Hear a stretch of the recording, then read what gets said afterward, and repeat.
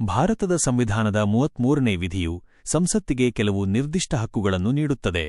ಈ ವಿಧಿಯ ಮುಖ್ಯ ಉದ್ದೇಶವು ಭಾರತದ ಸಶಸ್ತ್ರ ಪಡೆಗಳು, ಅರೆಸೈನಿಕ ಪಡೆಗಳು, ಪೊಲೀಸ್ ಪಡೆಗಳು, ಗುಪ್ತಚರ ಸಂಸ್ಥೆಗಳು ಮತ್ತು ಟೆಲಿಕಮ್ಯುನಿಕೇಷನ್ ವ್ಯವಸ್ಥೆಯಲ್ಲಿ ಕೆಲಸ ಮಾಡುವ ವ್ಯಕ್ತಿಗಳ ಮೂಲಭೂತ ಹಕ್ಕುಗಳನ್ನು ನಿರ್ಬಂಧಿಸುವುದು ಅಥವಾ ರದ್ದುಗೊಳಿಸುವುದು.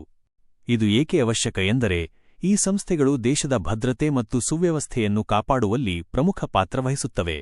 ಈ ಸಂಸ್ಥೆಗಳಲ್ಲಿ ಶಿಸ್ತು ಮತ್ತು ಸರಿಯಾದ ಕರ್ತವ್ಯ ನಿರ್ವಹಣೆಯನ್ನು ಖಚಿತಪಡಿಸಿಕೊಳ್ಳಲು ಅಲ್ಲಿ ಕೆಲಸ ಮಾಡುವ ವ್ಯಕ್ತಿಗಳ ಕೆಲವು ಮೂಲಭೂತ ಹಕ್ಕುಗಳನ್ನು ಮಿತಿಗೊಳಿಸುವುದು ಅನಿವಾರ್ಯವಾಗುತ್ತದೆ.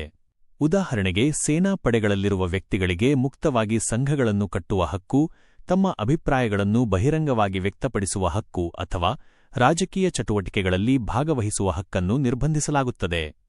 ಸಂಸತ್ತು ಈ ನಿರ್ಬಂಧಗಳನ್ನು ಕಾನೂನಿನ ಮೂಲಕ ಮಾತ್ರ ಜಾರಿಗೆ ತರಲು ಅಧಿಕಾರ ಹೊಂದಿದೆ. ಯಾವುದೇ ರಾಜ್ಯ ಶಾಸಕಾಂಗಕ್ಕೆ ಈ ಅಧಿಕಾರ ಇರುವುದಿಲ್ಲ. ಈ ಕಾನೂನುಗಳು ನ್ಯಾಯಾಲಯದಲ್ಲಿ ಸವಾಲು ಹಾಕಲ್ಪಡುವುದಿಲ್ಲ, ಏಕೆಂದರೆ ಈ ಹಕ್ಕುಗಳನ್ನು ಮಿತಿಗೊಳಿಸುವುದು ದೇಶದ ಭದ್ರತೆ ಮತ್ತು ಸುವ್ಯವಸ್ಥೆಗೆ ಸಂಬಂಧಿಸಿದೆ ಎಂದು ಪರಿಗಣಿಸಲಾಗುತ್ತದೆ. ಸಂಕ್ಷಿಪ್ತವಾಗಿ ವಿಧಿ 33ರ ಪ್ರಮುಖ ಅಂಶಗಳು ಇಂತಿವೆ.